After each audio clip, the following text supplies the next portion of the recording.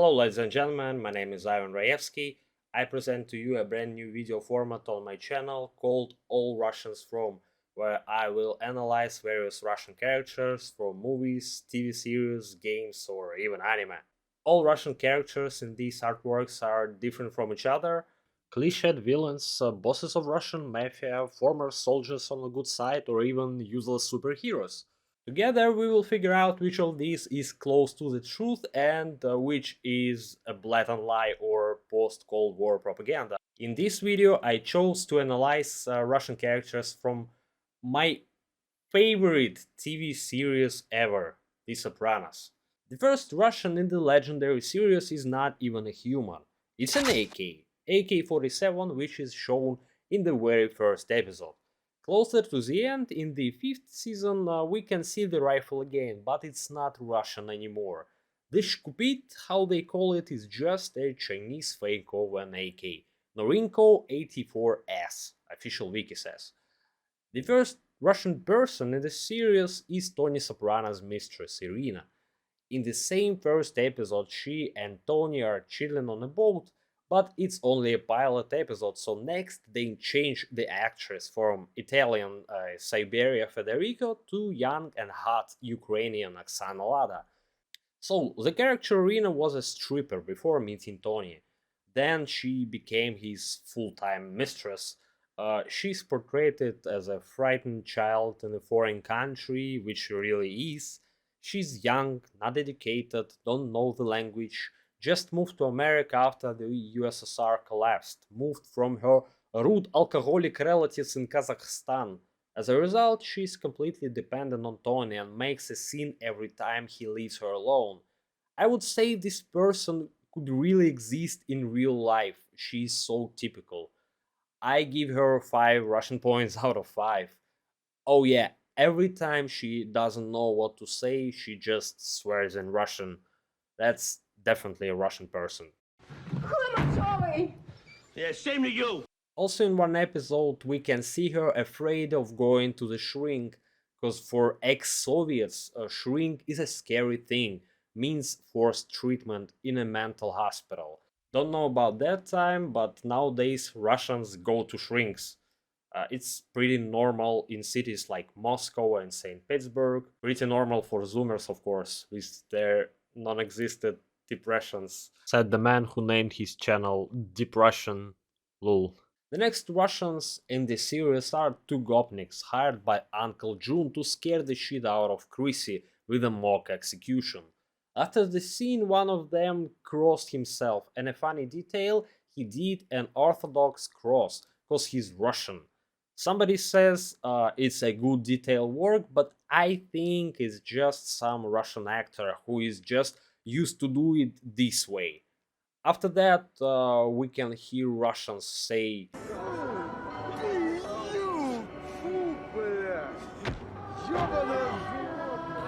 the first time I saw this, I was thinking like, what about acting? He just said, fucking animal, which doesn't make any sense.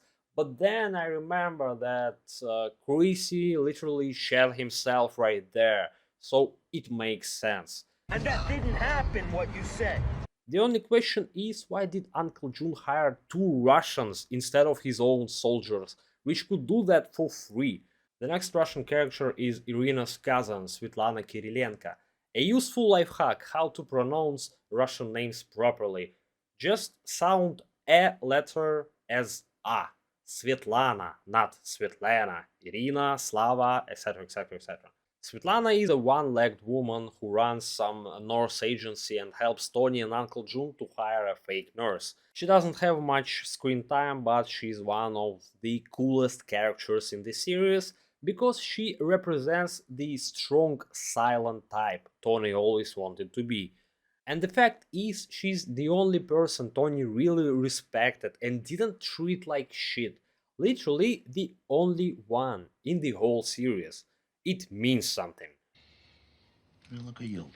You got every excuse to be in the bottle. And here you are, designing websites. What do you mean? What excuse? All his other goals were dependent on him, but she's independent. She's been through so much shit in her life that Tony's problem seems to her no more than bitching. You have everything, and still you complain. You lie on couches and bitch to a psychiatrist. You got too much time to think about yourselves. Sounds like me, all right. He can't intimidate her, he can't buy her, he can't manipulate her. What is he gonna do? He's not used to be a number two in any relationships. He driving you to drink? I can drive myself. He's not used to treat other people as equals. And here, he is definitely not even equal to her. Take care, Tony. You're a strong guy. You'll be all right.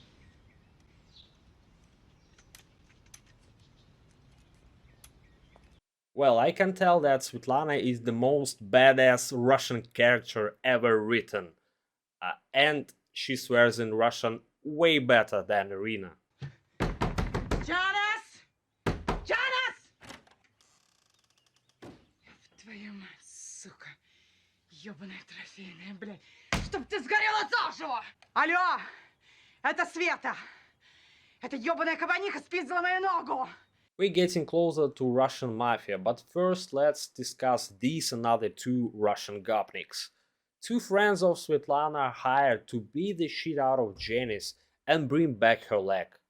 I mean, Svetlana's leg, not Janice. These two guys is pictured not like some common bandits. They're not even bandits at all.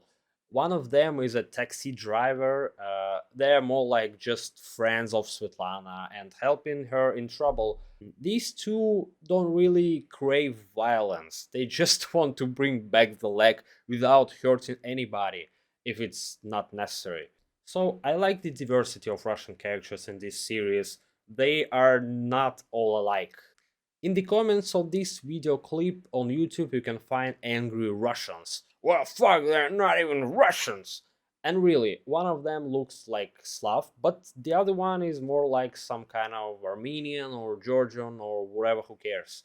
Russian people don't really like when foreigners call every Russian-speaking person a Russian. And all these not Russian-speaking people don't like it either, especially Russian-speaking Ukrainians nowadays. People of the West make sure they know everybody's gender and they take this issue very seriously. So please don't be callous and ask a Russian-speaking person about his nationality before you call him Russian.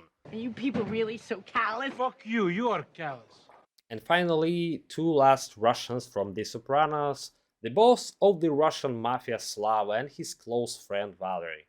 On the first scene, we see Valery is drinking his drinks and Slava is joking about Valery started to celebrate Christmas early because Russian Christmas starts in mid-January.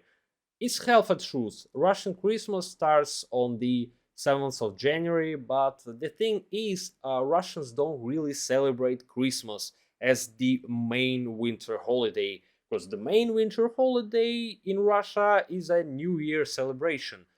When we give and get gifts, having family dinners, etc., etc. So Valery was probably celebrating a new year. Well, he should be. While Christmas in Russia is more a religious holiday. Next we see Slava's office and Tony is making an agreement with him about money laundering. What can I say about Slava? The first, Slava is a short version of a bunch of names: Vyacheslav, Yaroslav, Stanislav, Rostislav, or even Vladislav. Any one of them could be Slava, so we don't know for sure what his full name is. The second thing is, Slava's actor is definitely not Russian, because his Russian is really, really bad. Агрон, прогони все копии сопрановских переводов. His bookkeeper, though, speaks fluent Russian. Уже печатается, все почти готово. Not many people know, but he is played by the Sopranos main cameraman Alex Sakharov, who is originally from the USSR.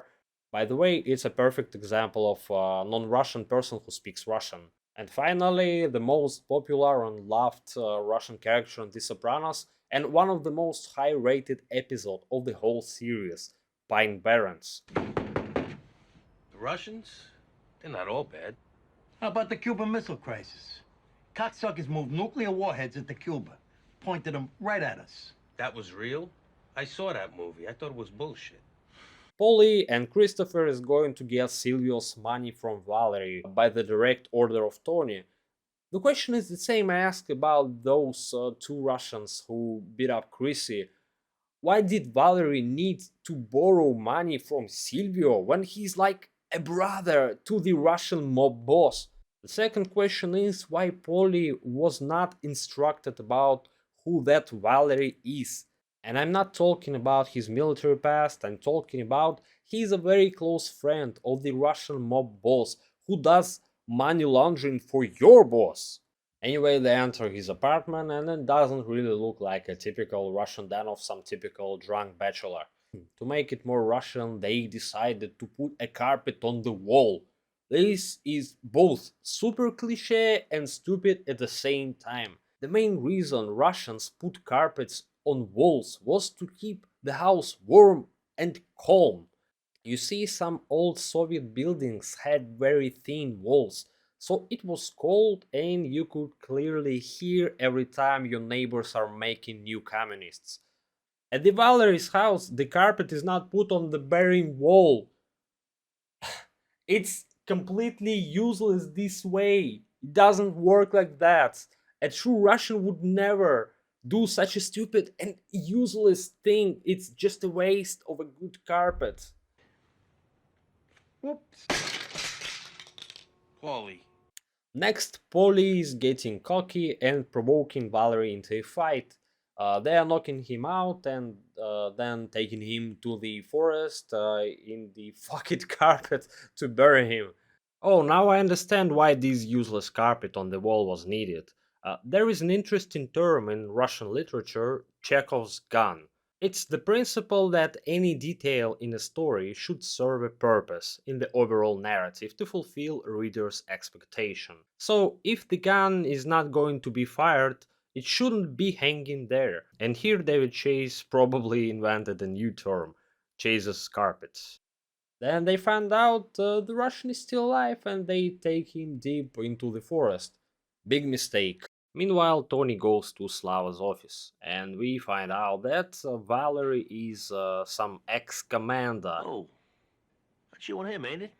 an experienced soldier who participated in Chechen wars, or better say, Chechen special military operations. Russian Green Beret managed to escape from these two fools with only a shovel. He knows the woods, he knows how to hide in snow weather, so he easily hides even after taking a shot. As for me, Valery is the kind of Russian hero Russian people wanna see in movies. He's sort of champion of common Russian people. He's alone, doesn't really like company except his close friends. He's not pleasant to see Polly and Chrissy, but he's hospitable, offers them to drink. He's honest, speaks what he thinks. Fucking Silvio. Watch it, comrade. He's brave to start a fight against two mafia guys, brave to the end, even at gunpoint. He's not really successful, not strong or smart, just an alcoholic, but he's cunning and crafty, adapts to the situation, does everything to survive. The most popular questions every The Sopranos fan asks: did he survive? For me, the answer is obvious: he did. That shot from the tree shows us his viewpoint. He's climbed a tree and then returned to the car and drove away. Why didn't he come back to Slava? Here I use my imagination. Slava constantly pitied him. The alcohol, the drugs, disgraces to his family. Breaks my heart. Valery didn't like it, but he clearly wanted to keep drinking. All alcoholics do. I think he used this situation as an excuse to disappear. Jump in the car, take some money, and go somewhere to keep drinking and watch his TV. In this way, he wanted to make life easier for his family and for Slava. End of the story. These were all Russian characters from The Sopranos. Write in comments what next series or movie with Russians you wanna see on my channel. Bye.